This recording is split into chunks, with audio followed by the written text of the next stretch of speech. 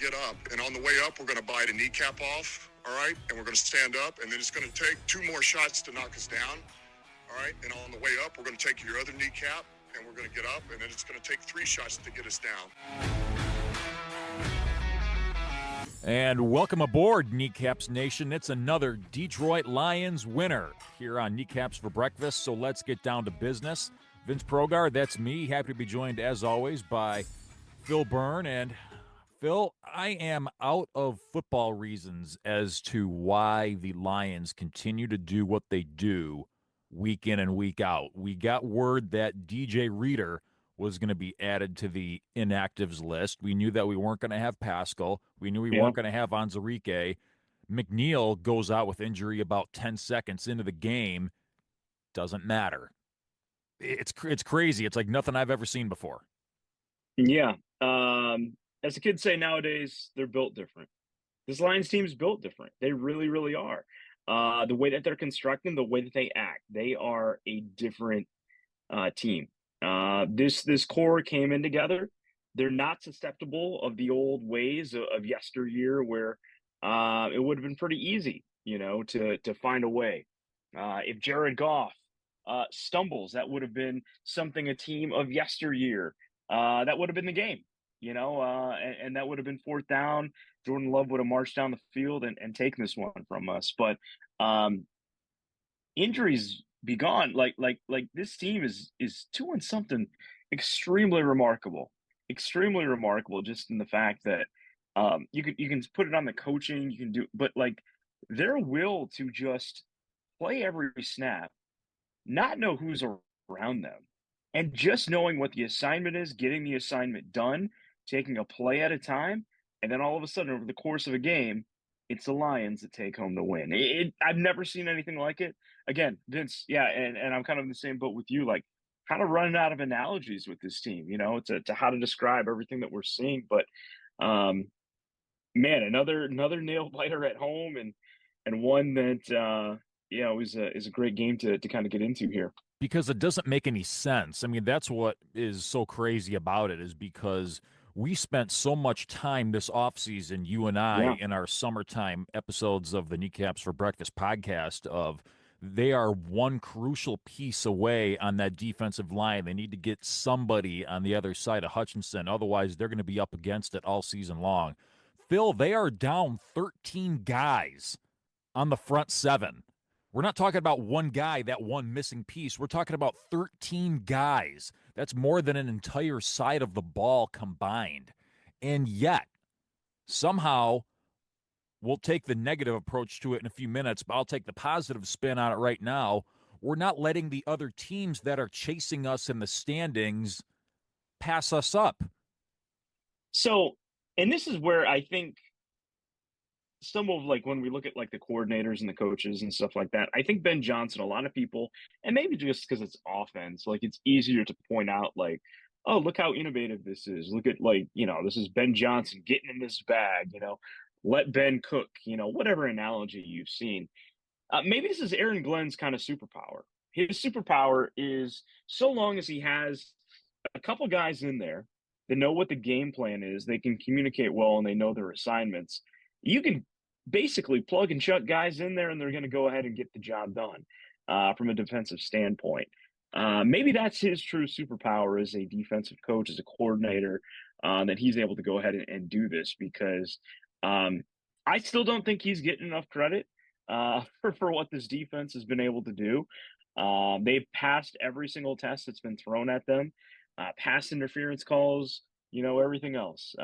Sometimes it seems like the refs are getting out ahead of things, making some ticky-tack calls and things.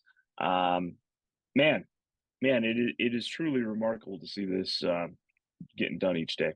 So what was the atmosphere like Thursday night at the game? I'm assuming that you were in attendance among the 65,000 plus. Well, it definitely felt like a playoff game, and it definitely felt like kind of that Rams and Bucks environment for last year, having those. Yeah, because I called it out. That was probably the 3rd most important game in Ford Field history. Yeah. So I would hope it would have felt like that. Yeah, and you can tell, as any Lions fan, kind of like what team in the division they like the least, and depending on for a number of different reasons, I think it could still kind of be any team. Maybe if you live on the West Side State, maybe you got some Bears fans that just annoy the hell out of you, right? Maybe you're a child of the '90s and you still got some PTSD for the Lions taking Terry Fair instead of Randy Moss, and all those Viking teams that were able to just air out the ball, even though they never really won a ton at the end of the day. For me, it's the Packers. I think they won on a unprecedented spree of winning inside this division.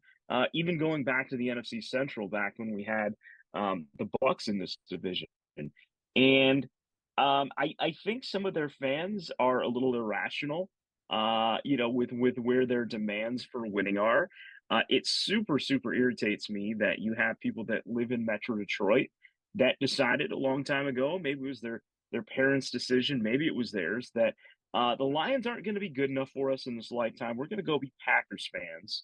And those are the type of people that you have to deal with. So for me, if amongst the three teams, it is the Packers that I like the most.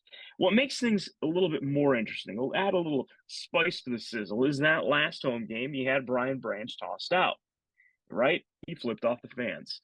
Amon-Ra St. Brown, his brother got cut or released or just not brought back to the Green Bay Packers. He walks into that game with a hoodie that says Green Bay sucks. There is building and bubbling animosity between these two teams. Before the game even started, there was a fan getting into it with Packers coach Matt LaFleur, who, oh, by the way, just happens to be a Mount Pleasant, Michigan native on top Fire of it up. all. Like this is And this is our LaFleur rivalry. takes the bait, and he's shook about it as the game kicks off. So you can tell that he's already hot under the collar before they even put foot to the ball. There's fans jawing at each other, walking in. Packers fans kind of pulling the old Notre Dame card, talking about legacy and records and things like that. The Lions fans you know going back into it, and the Lions fans are just retorting, well, like, hey, guess what? It's not 1996. It's 2024. This is, pay attention to what's going on up. So I don't know. It was very interesting kind of watching everything unravel. I didn't see any fights or anything like that. I definitely saw some jawing back and forth. There were a couple Packers fans that were in front of us, not really like with me or like with anyone that I went with, but a couple folks around us as well. I think, make no mistake about it. I know technically in the standings it's the Vikings that are behind us. The Packers are that team, right? We took them out. I think it was the turning point for what has kind of really matriculated everything since then. Was that game when we kept them out of the playoffs? I don't think they have discounted that. I think the fact too that we've taken the majority of these games here in the last couple of years against the Packers, and that gets under their skin. We have, So in the last 20 matchups against the Green yeah, Bay Packers, the Lions have won 11 of those. So that means out of the last 20 times we've played over the last decade, let's call it, because there haven't been any playoff meetings between the two, more often than not, the Lions have walked away with the W. yeah. Yeah. So, we'll see with what kind of goes on, between these two teams moving forward. But it was a very, very awesome atmosphere to take in. And I was telling my dad as we were driving over there, my dad went with me for the game, that these are the type of games of why you get season tickets. Yeah. Yeah. These are the ones that hey, what do I need to sign over at the end of the year to kind of get this rolled into, because of environments and games and things like that matter the most, like that. So absolute treat to kind of take in, and yeah, it felt like every drive was much must see TV basically. And even more important than the next, no doubt about that. We'll wrap up our first bites as we always do with our game balls, Phil. Who do you think is worthy of getting your game ball for week 14? Game ball for week 14. I want to say this is going to go to Carlton Davis. Carlton Davis, who we missed the last game. I don't think he had like a perfect game, but the play where he was able to rip the ball out to cause the fumble I think was a play that went ahead and changed a little bit of the momentum of the course of what the Packers wanted to do offensively. And again, I think he's had just a phenomenal year. I think it's very easy to point out the development of Brian Branch and Kirby Joseph and kind of their, ranks up to potentially both being all pro safeties or at least representing the NFC in the Pro Bowl. But I don't think they get there necessarily without the steady play of Carlton Davis as well. I think those two are able to take their games when Carlton Davis does it. And time again, he comes up with some sort of clutch play, or a clutch stand or something like that. So I'm going to give it out to Carlton Davis. So we have the benefit, or in some cases, the lack of benefit, whatever the opposite word to that would be, of being able to see a window into the Lions locker room after games. And years Yeah. ago, we would never know what the coaches were saying or who they would give their quote unquote gay balls to. But since we all know Campbell gave one of his to Tim Patrick, so I know it's going to make it look like I'm just piggybacking off of what Dan Campbell said and did, but you got to give it to Tim Patrick. What a guy to add to your wide receiver room, a guy who's been basically sitting in a rehab room for 2 years. He hadn't caught a Yeah. touchdown pass since 2021 with the Denver Broncos. And he wasn't like the guy out there in Denver, but he was a pretty serviceable piece to their receiving core for a handful of years.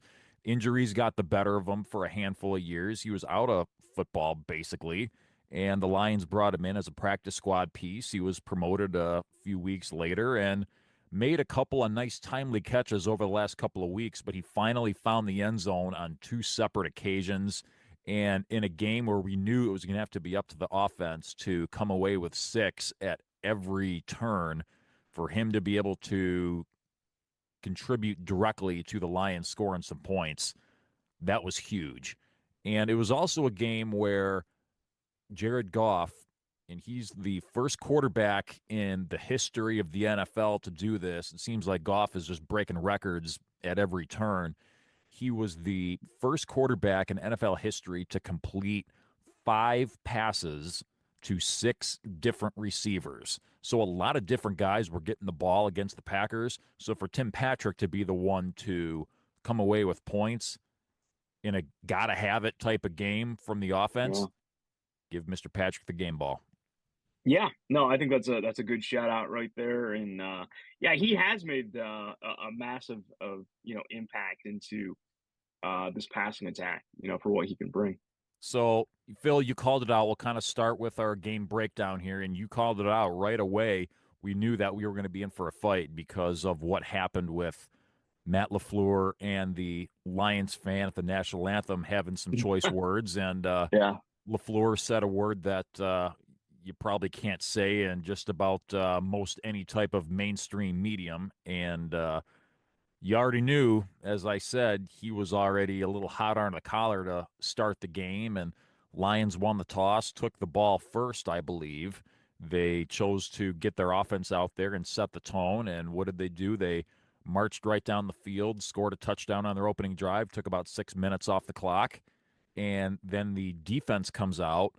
Very first play on defense, what happens? Zadarius Smith, against his former team, drops Jordan Love for a sack. So right off the cuff, Phil, we already know that the Lions are fully aware of what their main objective is. Be the hmm aggressor on offense, score points. They did just that, and whatever you get from your defense is a bonus. And for a good quarter and a half, they kept Green Bay's offense about as bottled up as what you could ask for. yeah, absolutely. And you kind of wondered, like, okay, we know Love has the arm for it. We know he's got some explosive weapons.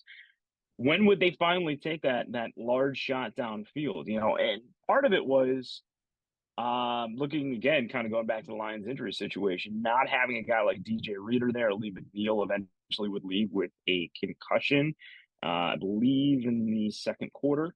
You're like, okay, well, maybe they're going to play ball control, and they're going to try to do this with Josh Jacobs. And it wasn't really, I mean, it was kind of a little bit of a mix of both, but they truly didn't take the shots downfield until the open of the third quarter there. So, it was imperative for the Lions to set the tone in this one early on. and kind of get that opening drive out. You get Zadarius Smith, the big sack there, kind of firing up. And even some of these guys they were throwing in there, Pat O'Connor had a couple of nice plays, um, which was really interesting. Really side note here, they always rotate between offense and defense when they do starting lineups at the game, and when they first flash the units that are going to be up there, they do the ones that aren't going to get the proper introduction. So they showed that offense was out there, and I'm like, oh boy, here we go. Who on earth are we bringing out of the tunnel for our starting defense here? And it was Pat O'Connor and I'm gonna butcher his first name, but Al-Qadir Muhammad, right? there we go, Muhammad. Yeah, is the other guy on the defensive line there. And just like, okay, all right. Well, I remember Muhammad. I'm like O'Connor. I'm thinking he was like on the team in the preseason or something like that. Yeah, again, just crazy start to the game, and obviously got the fans pretty fired up to get this one going. And I heard somewhere that that was the first time that Pat O'Connor had ever been like introduced at any level of football. That just goes to show how like this isn't a guy who's used to like appearing in meaningful spots in big time atmospheres such as a ruckus Ford Field crowd. And that just speaks to how far to the bottom of the chili pot that we've gone with putting guys out there to field a defense. Shout out to Eastern though. If my math serves me right, he would have played alongside Max Crosby at Eastern on the same unit on that defensive line. Both about 7 years into the league now. so, Hell with so it that was guy, though. He had every opportunity yeah. to come over here if he really wanted to. And, well, apparently he thinks losing is better than winning because Lions haven't lost a game since and the Raiders haven't won a game since. Must just really like to have the whole Vegas aura Whatever out floats your there. boat, buddy. Yeah, But so you touched on the McNeil injury, how he went out with a concussion, came back, yeah, played for most of the second quarter, and then was ruled out after halftime with a head injury, not a concussion, but a head injury. So I'm a little bit puzzled as to what the extent is. And of course, with the little mini bye, as they call it, we're not going to get any information or intel until probably Tuesday at the earliest as to sure. what his condition is like. But you kind of had to, again, football reasons, you're starting to feel a little nervous at halftime because it's like, okay, you don't have anybody that's played meaningful defensive snaps on your front seven that isn't named Zadarius Smith. Reader, you knew Yeah, was going to not play. You knew that Pascal and Anzarike, and now you lost McNeil, the one healthy guy on your D line. Now what are we going to do? Josh Jacobs had 60 rushing yards at the half. And what do? They hold him to 38 the rest of the day. And once again, the Lions don't allow a 100-yard rusher. So they keep that streak intact. And of course, because Packers were playing from behind, they're going to start throwing the ball more often. They finally yeah, got with it and started to push the issue in the passing game. That deep ball to Christian Watson got things going for them in the third quarter. And you knew it was only a matter of time before Green Bay was going to start scoring points. But I don't think that people, as you kind of alluded to a minute ago, Phil, quite give the Lions defense the way it's currently constructed enough credit because, and we'll get into the weeds with the fourth downs in a few minutes, but the Packers were set up on short fields twice, and yes, they cashed yeah, in on touchdowns. But that's the reason why the final score was as close as what it was, because you basically take a good team and you hand them points, and you can't do that in the NFL. You can't give a team that's as good as the Packers any favors. But that's why it was so close, and I don't think people quite realize that as far as this bunch of guys on defense actually did a whale of a job on Thursday. yeah, exactly. And I was really wondering, like, if we got into an absolute dire emergency, would we see Sione Baki like actually turn into like a rush linebacker or something like that? Just to kind of free up, whoever else they've got in there. Or are we going to see Penny Sewell, step in at D tackle too? I'm sure he could do it. If we really needed to. That's kind of the injury situation and the lack of depth that we've had here. with all these injuries mounting. But credit the guys that were in there, no name blue collar kind of attitude, getting it done at the end of the day, and just doing enough to keep enough points off the scoreboard to secure the win. Yeah, you got guys like Miles Adams or Jonah Williams or Ezekiel Turner. Yeah, I'd never heard yeah, of any of those guys. Quan no, Alexander comes over off the $3 DVD bin at the grocery store. You bring in Jamal Adams. He didn't play in the game the other day, but Jamal Adams, who, yeah, we remember from yesteryear, is a shell of the guy who he once was, but they just need a body to come in there and help out as far as the blitz packages go. And we'll see if that works, but at least they're trying to do what they can with the situation that's in front of them. yeah, absolutely.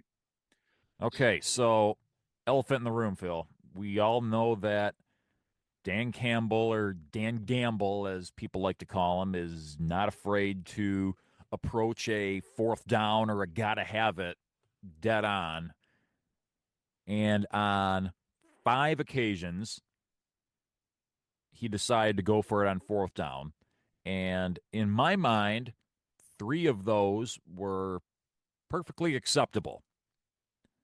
2 of them, in my mind, had me a little bit puzzled. And I think you kind of know where I'm at with the 2 that I didn't quite agree with. The one in the second half with a lead at your own 30-yard line, and then the one that is the most talked about of the 2, the one that essentially iced the game away from Green Bay to where you weren't going to Yeah. give Jordan Love the ball back with any time left in regulation. What is your opinion on the way Campbell and the Lions approached the fourth down situation on Thursday? Well, so he has this reputation that's been built over his time and his tenure. And truthfully, the fourth down experience that we've seen with him, a lot of this comes back from year one and year two under him, where we didn't really have the pieces built yet. Maybe we didn't have a secondary that was fully fleshed out. Maybe, we didn't have all the linebackers that we had. I think this is kind of like in case of glass, or in case of emergency, break glass. Having to go back into that mindset for what we're doing. Now, I don't think that's the same one with the final one of the game. I think it was a case of like he just didn't want to give Jordan Love the ball back. He had kind of seen where Love had been and getting kind of hot, and just didn't want to play the odds with that. And I can at least come around to the idea behind it. That makes Yeah, complete sense to me. Would I have done it? I probably wouldn't have, but I can at least bring myself to understanding the rationale behind it. You're going to have a hard time selling the other one to me with the lead in the second half at your own 30-yard line with one of the best punters in football.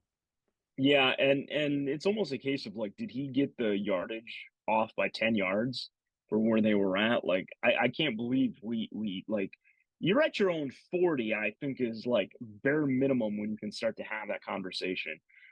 Because when you're at the 30, you don't even have to give the opponent a first down. They're in field goal range. You're giving away 3 points. So if you are going to do it, you better have some play that you've ran 25 times in practice to a 25% to 100% success rate. And the tendencies of the other team, that they're not going to be able to stop you. That wasn't it. It was a terrible play call on top of it. So that's something that I think he deservedly took some heat for, after the game. But yeah, I'll agree with you on that one, Vince. That let's not see that again. So I saw this from Teddy Bruschi from Sunday NFL Countdown, and I want to know what your opinion on this is. And I'm heavily paraphrasing, but the main idea is the way that Dan Campbell does what he does with a lot of these crazy fourth down business and this and that was all fine and great when you're building this thing from the bottom and building it from the ashes, basically. Yeah. And now that you are a quote unquote good team, you need to start coaching your team like a good team. Do you think that there's any type of truth or rationale to that, that maybe Dan Campbell needs to maybe stop trying to make lemons or make lemonade out of lemons so much and just kind of coach his team as a good team, as one of the elite teams in the NFL? What are your thoughts on that? So I agree to that to some extent, where you're going to be in more pressure packed situations. Certainly, yes, we kind of do control our own destiny. With hey, we went out, we'll be the top seed in the NFC. That's great. But at some point, we just know where the fourth down succession rate is, or conversion rate is. That eventually that's going to come back to bite you in the butt. For what you got. So, I will say this though. I think um, having this in play, or having this be as a mindset, is something that has actually given Jared Goff a lot more confidence to kind of help build him up a little bit when he came over here.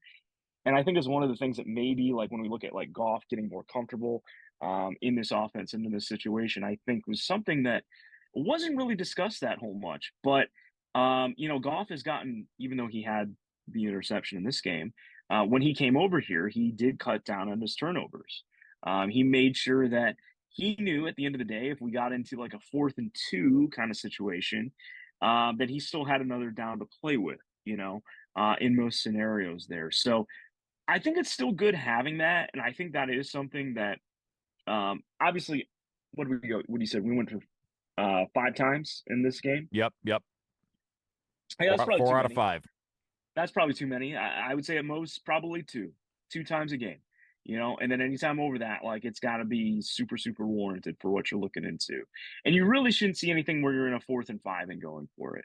I think 4th and 3, I think is probably at the highest for what you want to do. But those 4th and 1s, yeah, you're just gonna do a QB sneak or something. I really don't have too many issues with that, depending on where the ball is at, to even consider that.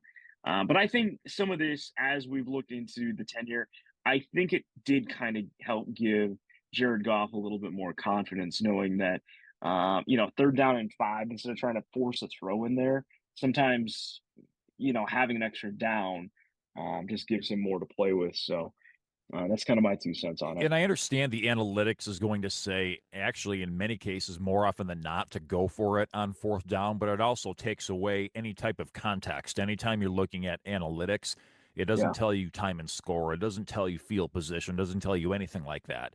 So I think that in many cases, 4th downs should be reserved for the absolutely gotta have it situations. And that's just the field that I personally reside in. However, and I forget who, I try and credit my sources as I hear things, and honest to God, the name escapes me of who said this originally, but they said that the opposing defenses, are definitely not suited for stopping numerous 4th downs in a game, because you have a 1st down defense, you have a 2nd down defense, you have a 3rd down defense, and then you have a play or two defensively per game for the gotta have it situations. If you have a team out there that's going for it 3, 4, 5 times a game, you're kind of on your heels as an opposing defense. You're not exactly sure what to expect. And same with that affects what your 3rd down defense is going to be like too, because now the Lions, let's say they have it at 3rd and 6, and we've Yeah. kind of picked up on it, some of the tells, if you will. You have it at 3rd and 6, let's say, and they hand the ball off to Montgomery. You kind of know right then and there, if he stops short, you know that they're going to have one more down to try and pick it up. So it's almost like, as an opposing defense, you don't know how aggressive you need to be, because you're not exactly sure what the Lions are going to do on offense from one drive to the next. Absolutely. Yeah. And that does make sense too, because, what is a 4th down defense? Are you just keeping the guys on the field for 3rd down? Sometimes you don't have enough time to go ahead and rotate subs in and out, depending on what the personnel or package may be. So sometimes there is a chance of that. But then, of course, the one thing that I think always goes into these as well, you get a reputation for going for it on 4th down. I think it does allow you to try to draw a team off sides. especially when there's a yard to go or something like that too. So you got to factor that in. So it's an interesting story. I think that is an interesting tidbit by Teddy Bruschi. I do kind of agree with it to some degree. I don't think they're going to go away. I think five is too many in one game. We were lucky to get away with four of them without having anything else go wrong. But again, I think it helps with the confidence of the offense at least a little bit. So, as we said, the Lions had a pretty good way of things in the first half against the Packers. 17-7 halftime lead. Green Bay gets the ball, and they march right down the field, courtesy of that big play that we just talked about to Christian Watson to set up a pretty easy score to Tucker Kraft to make it 17-14. Lions get the ball back, and then Jared Goff throws a pretty poorly timed, and I mean, none of them are ever thrown at a good opportune time, but a poorly timed interception by Jared Goff leads immediately to another touchdown. So now all of a sudden, after being up 10, now you're down 4. Luckily for the Lions, good response. They get the ball right back, go on a 6-minute drive of their own to retake the lead. So through 3 quarters, they're up 21-24. And then the Lions and Packers are trading points the rest of the way. Credit the Lions, though, Phil, for having a good response on offense. Whenever Green Bay would put up points, they didn't get the Lions into a situation to where now they weren't in some level of control to where the Lions are thinking, oh, we're going to start needing to save our timeouts because we're going to need to use our timeouts on defense. It never got down to that because whenever Green Bay jumped out ahead, the Lions were right there with a good, solid drive on offense of their own to be able to Yeah, retake the lead when it mattered. yeah, 100%. Yeah, they were able to go ahead and respond and reply. I do want to point out in this little swing, the Packer fans that we had around them started to be chirpy and started talking a little bit. And I was like, oh, hey, yeah, interesting. You're pretty quiet Welcome to the there. chat. Yeah, exactly. And then of course they were pretty quiet in the fourth quarter.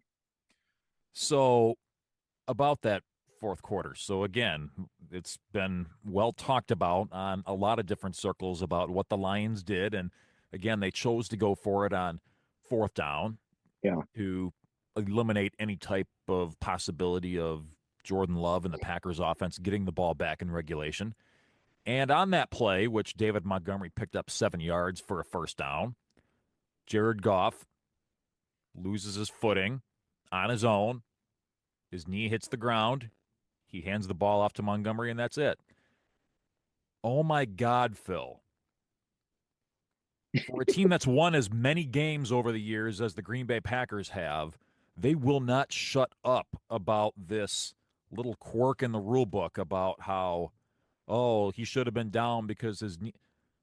Phil, if you're not touched, if you're not down Yeah. by contact, you're not down. If you're making football moves and you're not intentionally giving yourself up, if you're handing the ball off to a player routinely, what are we complaining about? Well, and it's the confusing the NFL rule with the college rule, right? That's the true basis of it. Yeah, because in college, And if you're down, you're down. In the NFL, you have to be yeah, down by contact. exactly. And then that's basically the crux of this one here. Yeah, hey, you know what? They're a little sad, whiny bunch, for what they got. And truthfully, you know, I'm sure if they watch all of the Packer games that have been around in their lifetime, they're going to see the Packers getting the benefit of the doubt on this a couple of times. You can't mean to tell me Aaron Rodgers how many times he'd escaped from something he didn't fall down once or twice, not get touched, and the play was still live. Come on, I mean, he made a living doing that. So I'm sure they were able to see some things. It's just certainly more vocal online from the Packer fans that feel like they were jobbed. Life comes at you hard when you're currently 9-4, and you know in the back of your mind you're not going to do any better than a 6 seed or a 7 seed. Just Yeah, tossing that out there.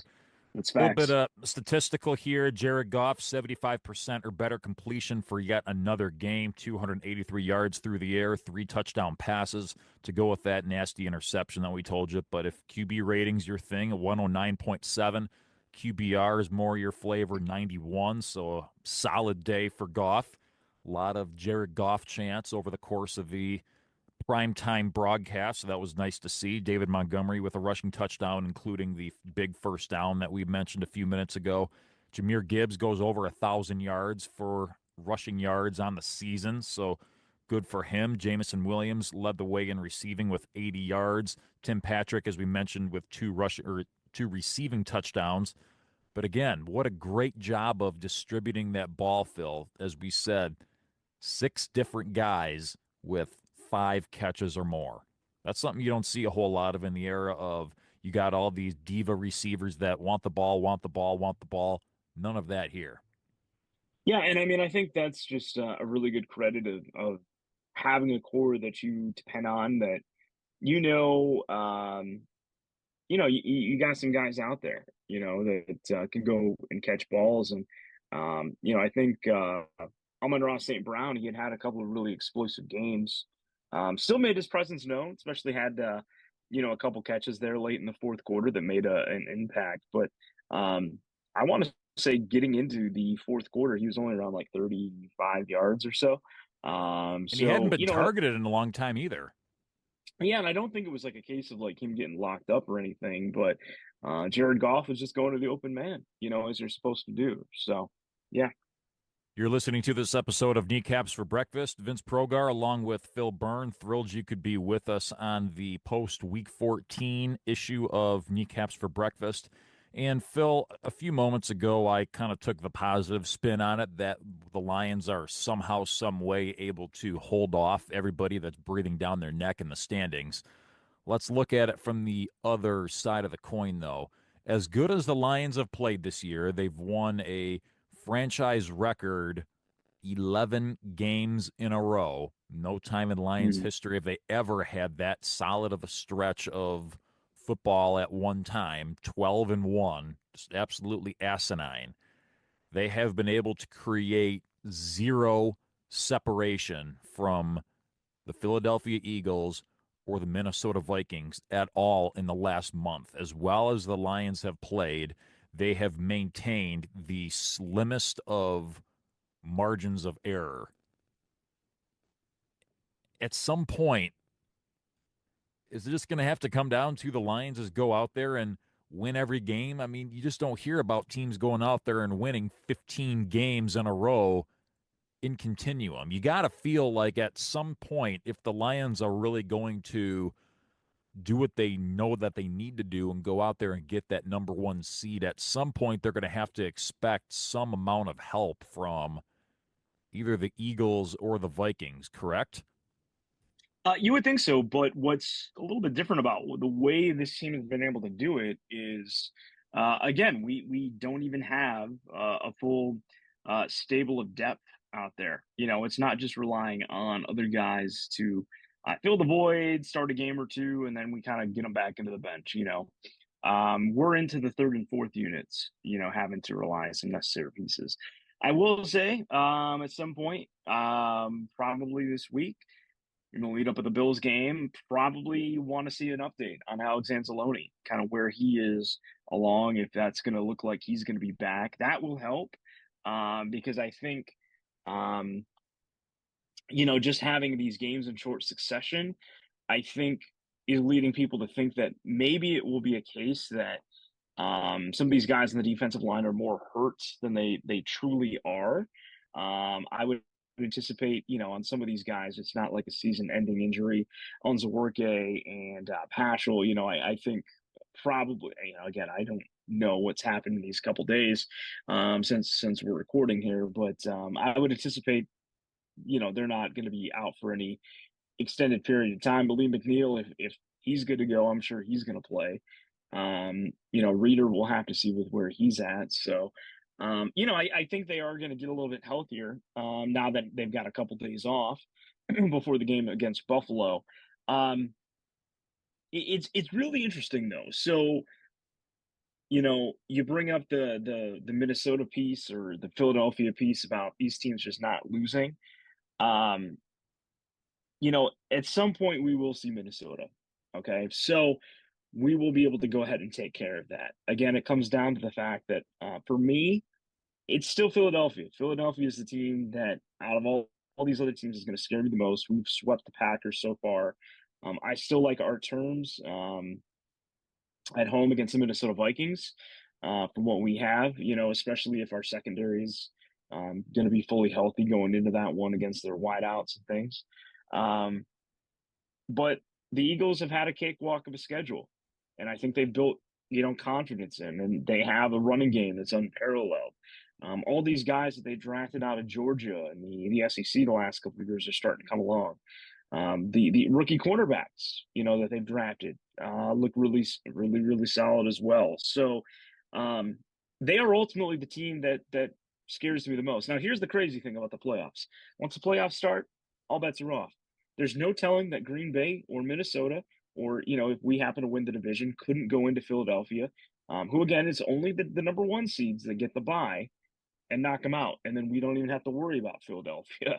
Look at what At the end Green of the Bay day. did So, at Dallas last year. Dallas had won like 17 precisely. straight games at Jerry's World, and they go in there and make them look silly. You just never know. And they haven't been the same since. They've been broken, since that game. So, it's one of those things that I think Philadelphia worries me the most, with just the way they're playing and the confidence that they're starting to get. It's still going to boil down to in the fact that you just literally win out. You at least know that you will play your games on your terms at home, and you got to take it from there. And we'll see where it goes. But yeah, it's not going to be easy. It never is. And of course, we're in the hardest division in football, and I think some of it is kind of like this is almost kind of how Dan Campbell would probably prefer it to be. You know, You quite want to honestly. beat these teams when they're at their best instead of Yeah, when they limp into a matchup and you do what you do anyway. yeah, Now, I yeah, want to at least call attention to one thing, though. I mean, the Eagles have benefited from Saquon Barkley having a basically a rejuvenated version of himself. He's had a career reawakening after moving from the Giants over to the Eagles this offseason. Definitely going to be right up there in the conversation for MVP by the time all's said and done here. The defense, as you pointed out, all those Georgia Bulldog players on defense have probably played a little bit better than expected over the course of the games that they've played this year, 14 games, 13 games, whatever it is. For whatever reason, though, the passing game still seems like it's missing something, and they have benefited from that easier schedule to be yeah, able to get past it. But Jalen Hurts in the game against the Panthers on 21 pass attempts, I don't even think he had much more than just 100 yards passing on the entire game. And he's got Devontae Smith back. He's got AJ Brown still in the lineup. They're just not on the same page, it seems like, this late in the game. And Carolina Panthers, of all teams, had the yeah, ball with the chance to take the lead with seconds to play. And it's too big of a spot for Bryce Young, who's had his own struggles at that point, to be able to go on the road and pull off the upset. But call it a look ahead spot with the Pittsburgh Steelers coming to town next week. But Philadelphia still has Pittsburgh on the horizon next game. And then they have to go to Washington, who they don't look nearly as scary as they did maybe 4 or 5 weeks ago. But there are still opportunities there for Philadelphia to trip up along the way. But that still means that the Lions have to do what they can to take care of business. Let's look at Minnesota also. They have a game coming up at Seattle, and then Seattle. they Yeah, have a game at home against Green Bay before they meet the Lions the last game of the season. Minnesota was this close to losing to Arizona a week ago before some questionable play calling by Arizona deciding to kind of play not to lose by going for a field goal at the end. And you kind of knew right then and there that Minnesota had all the weapons in their arsenal to march right down on the field, score a touchdown to win the game. And that's exactly what happened. And then in Kirk Cousins' return to Minnesota, or with the Falcons against the Vikings, it was not really a contest in that one. Sam Darnold, speaking of reawakenings of careers, Sam Darnold going out there, 5 touchdown passes, well over yeah, 300 yards passing. It was never really a contest against the Falcons, but the Lions are going to have their hands full as far as the teams right behind them in the division. But I think if we want to start bringing out the magic numbers, if you will, I think based on my calculations, I think 4 is the magic number at this point. If the yeah. Lions win out, it's going to make no difference. Or if other teams behind them start tripping up, and again, we're talking about the 1 seed. And we're about 45 minutes in this episode, and we haven't talked about the fact that they clinched a playoff spot over Green Bay once. So that just goes to show how Well, far we've come from a fan perspective. best part about that, leaving the game and listening to the post-game interviews with Dan Campbell and TJ Lang, and Dan Campbell on the spot realized while he's in the interview, he had already addressed the team. He did not realize the fact that they had clinched. He's like, clinched? Wait, we clinched? Like on like live radio. So you're not the only one. Yeah, so With we are everything that's been in the happening there. playoffs. That's a done deal. We can be anywhere Yeah. from 1 through 7 mathematically at this point. But so not only is that not an issue, we're not even concerned about winning the division. We're only concerned about the 1 seed at this point. To get that, I'd say you're looking at a magic number of 4. To wrap up the division, I think you can probably feel comfortable with 3. You'd probably get a mulligan in there if you want to, at the very least, win the NFC North, because you got to think that with Green Bay, you got to think there's still enough fight in there to where they can conceivably go into Minnesota and pull off an upset, and that Oh yeah. might just be enough to hold off the Vikings from catching us in the NFC North. But either way, Phil, we're primed for a pretty entertaining stretch run here. Absolutely, and I think all eyes will be on what the Seattle Seahawks do with the next two teams that they're facing. That's kind of interesting that they have both of the Vikings and the Packers lined up And I know I'm at sounding home. like George Blaha here. Don't look now, fans, but Seattle's rattled off a few wins in a row, so it looked like they may Yeah, kind of be left for dead. And it looked like, okay, Geno Smith is finally, after the few years worth of experimentation, he's finally baked at this point. Seattle's still going to have a lot to say about what goes on in the NFC West. They may be looking to take command of that division here pretty soon. So let's not think that Green Bay going out to Seattle and Minnesota going out to Seattle and a couple of weeks after that is going to be an automatic win for the NFC North teams. yeah, without a doubt. You know, they're picking up steam at the right time, and there's still a lot to play for, not only for the Lions, but certainly on these other teams trailing them. So what's up next? Well, it's the Buffalo Bills, who had a little bit of a misstep over the weekend as they made the cross-country trek out to the Rams house.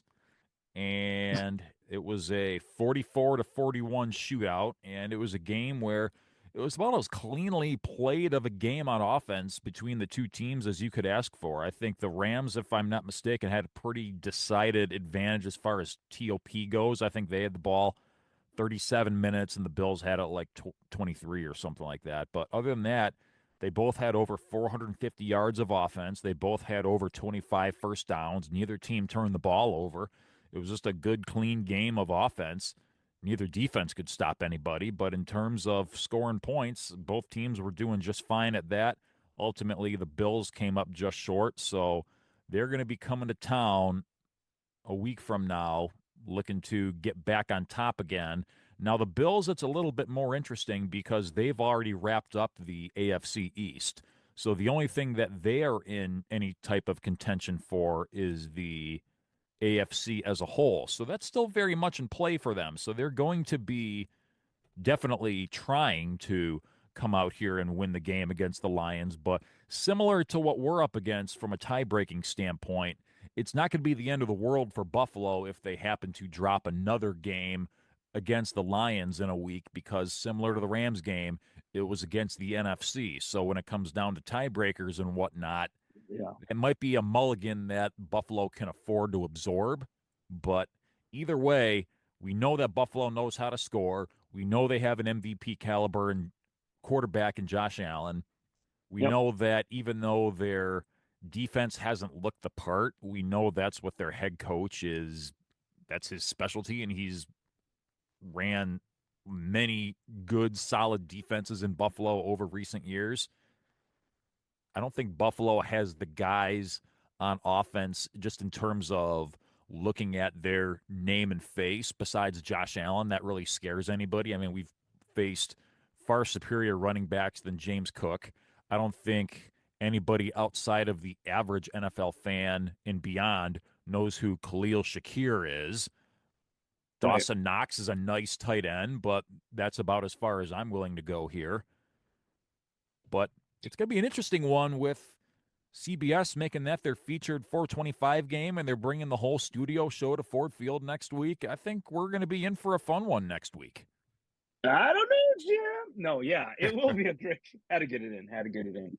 I think it will be a fun game, and I can't wait to see this one in person. Awesome home slate here, to kind of throw this one in with all the division games in between there. But um, Josh Allen, in my opinion, we'll see how the rest of the season goes. He is the MVP to me. I think it just makes the most sense. I think Saquon has had a phenomenal year. I don't think anyone has done more with less. A lot of times, and especially today, you see the Bills basically have to rely on Josh Allen having to do hero ball and kind of just letting his superpowers of being able to run and pass take over. We haven't seen a player like him. We get a little bit of a glimpse of it with Geno, just with that running ability earlier in the season. Baker Mayfield can, of course, run around a little bit as well.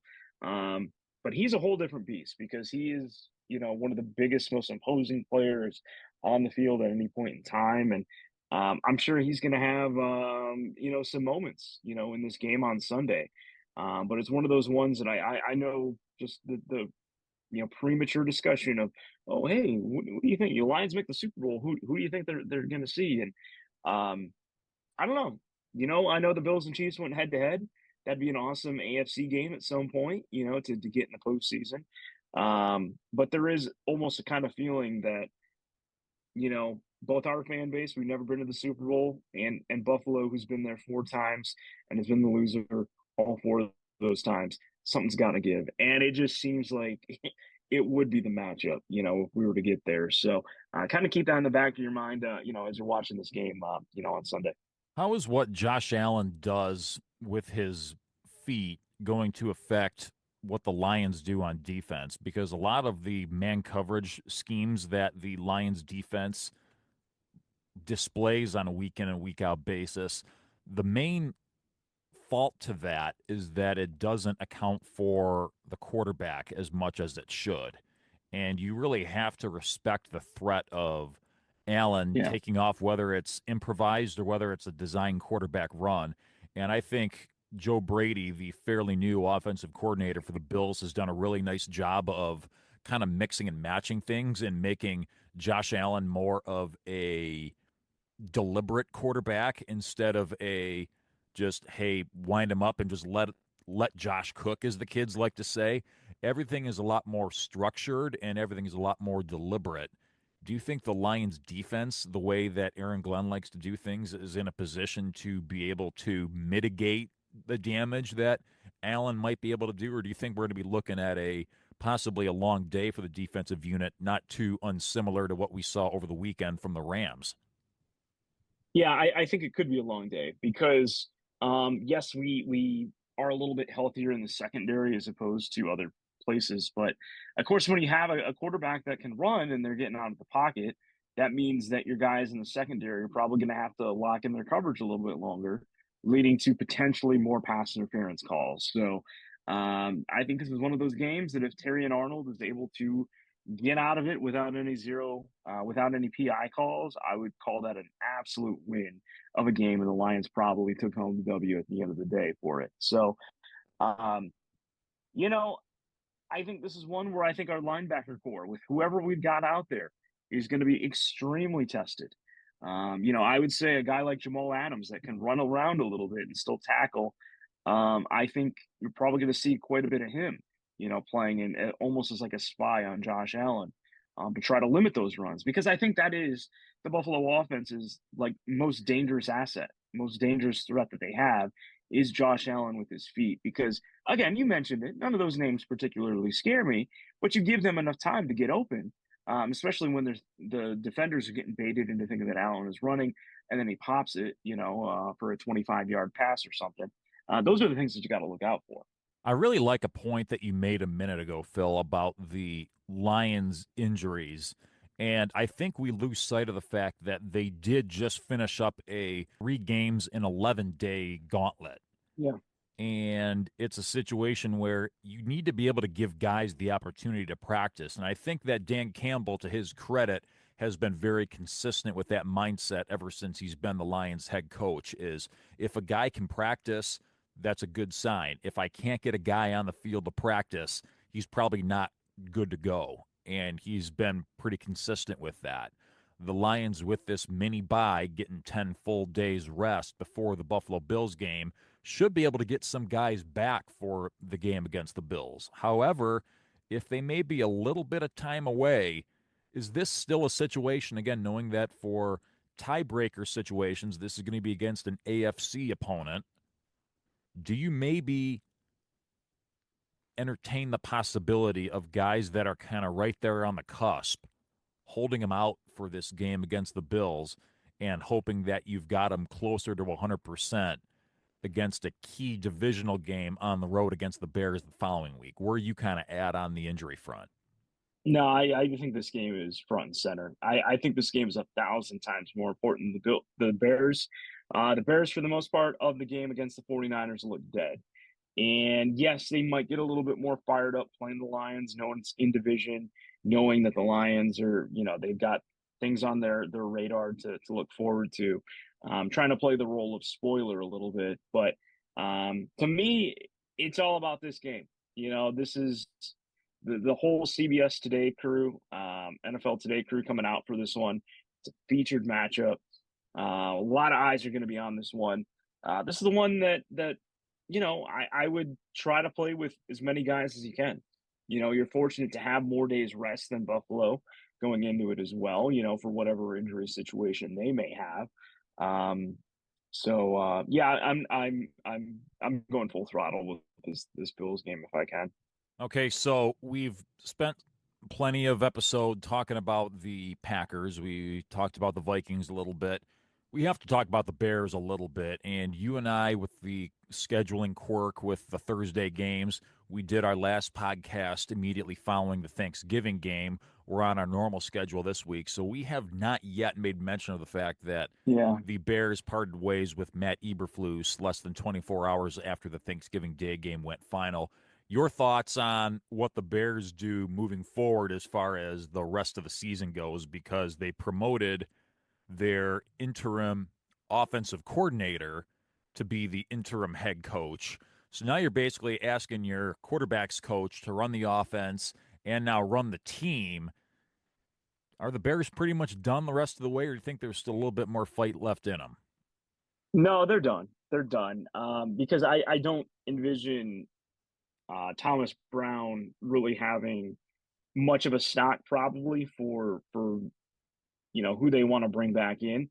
Now, what he is trying to do is stay on staff, kind of in his current tenure. And I'm sure he'd love to still play around with all the offensive pieces that they have. But if I'm the Bears, the most important thing that I'm looking forward to is to try to get that chemistry going between Caleb Williams and I would say more DJ Moore than Rome Odunze. I think Odunze and Caleb Williams came in with some pretty good chemistry coming in.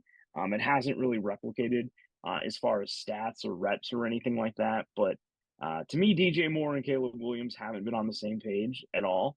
There were, some ideas out there that, they thought that DJ Moore was a fan of the previous quarterback, instead of Caleb, and kind of going in that direction. And that maybe soured the two of them together or something like that. But it's so petty, with how things can go. So they got to get Caleb Williams on the same page with some of these guys, because that's ultimately what this is all about. You had a rookie season for this quarterback that came in with so much fanfare and hype, and has just truly been a disappointment. Ever since that Commanders game, has just really gone downhill. So we'll see. That they're going to have to really think more about the future than the present.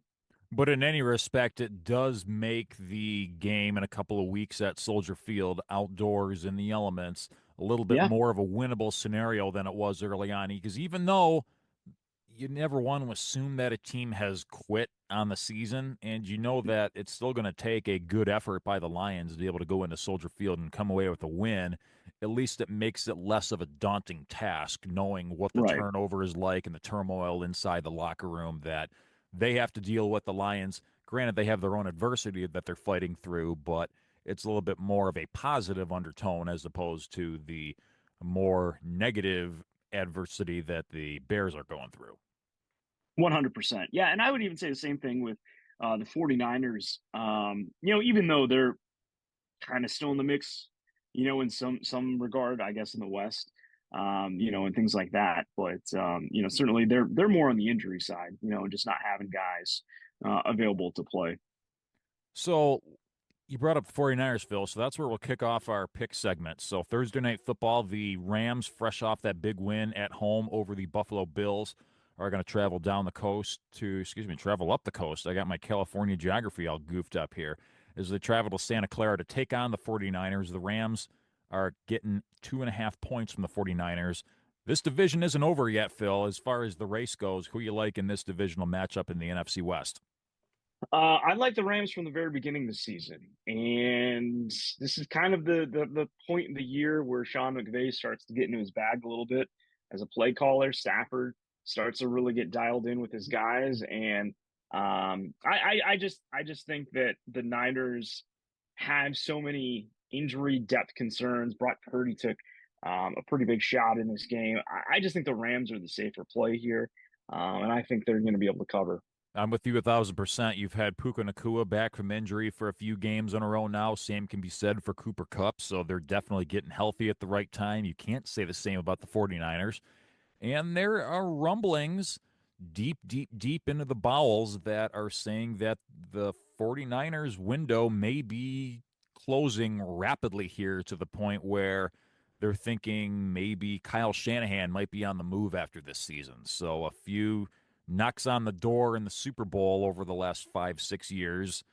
That may be all she wrote for the 49ers. I'm not willing to go that far, but I can definitely Yeah. say they have another loss within the division in them. Give me the Rams to take this one. Next game up, it's the Miami Dolphins, who just won't go away in the AFC wildcard chase. They are catching 2.5 points as they travel to the AFC South leading Houston Texans. Dolphins, Texans, Phil. I'm gonna go Texans in this one. I think the Dolphins season has sailed a little bit. I think the Dolphins, now that Tua is back and they're kind of scoring some more points, are that true definition of like a late season feisty team. But I think the Texans know that they got to kind of keep their foot on the pedal, just kind of like getting into the postseason. I think the Dolphins and the points is the play for me here. I think that on offense, they have not lived up to expectations, especially knowing what some of those weapons are. Tyreek Hill seems like he's been a non-factor at surface level this year. I forgot Yeah. Jalen Waddle was even on the team. You just don't ever see him in the highlights anymore. But I think they know that they have a little bit of an open door to be able to sneak their way into the wild card race. Houston has looked up and down at times. Give me the Dolphins and the points in this one. Big one in the 425 window up against the Lions and Bills. It's the Pittsburgh Steelers getting 4.5 points as they travel to Lincoln Financial Field to take on the Eagles. Steelers and Eagles in a big one, Phil. Who do you like? I'm gonna go Eagles. As much as I hate it, as much as I hate it, Steelers had a pretty easy time with the Browns today. Browns and Eagles are two different teams, though. And Eagles at home, I think this is a game that if the Steelers look off offensively, I think the Eagles can win by 10 plus and win by double digits. Yep, we're going to have to earn this one, Phil. It's going to be the Eagles. Last game on our pick segment, the Green Bay Packers are laying 2.5 as they travel to the Pacific Northwest to take on the Seattle Seahawks. Who you got in this one? I am going to go with the Seattle Seahawks. I I don't know. Yeah, I'll elaborate a little bit on that. I'm looking at. I'm like, oh, yeah. But no, I think the Seahawks are trying to fight off the Rams at this point, and I think that's going to be more of the debate with where this is going. I think the Packers For most intents and purposes, their season ended last Thursday at Ford Field. They still have a shot to get in as a wild card for sure that they're going to be playing for. But the Seahawks are still trying to win the division. Ultimately, I think it's going to come down to the Lions and Vikings kind of settling that out at the end of the year more than the Packers. I want to see the Seahawks red hot so that way they can beat the Minnesota Vikings in a few weeks. So give me the Seahawks. That's all I got. And that's all we got for you on this episode of Kneecaps for Breakfast. We are thrilled that you've been on the journey with us so far, and we sure hope that you will be with us for the stretch run as we have 4 critical games on the Lions schedule the rest of the way. We'll be here. We hope you'll be here with us as well. For Phil Byrne across the way, Vince Progar saying good morning. Go Lions. Forward on the field. Over and out.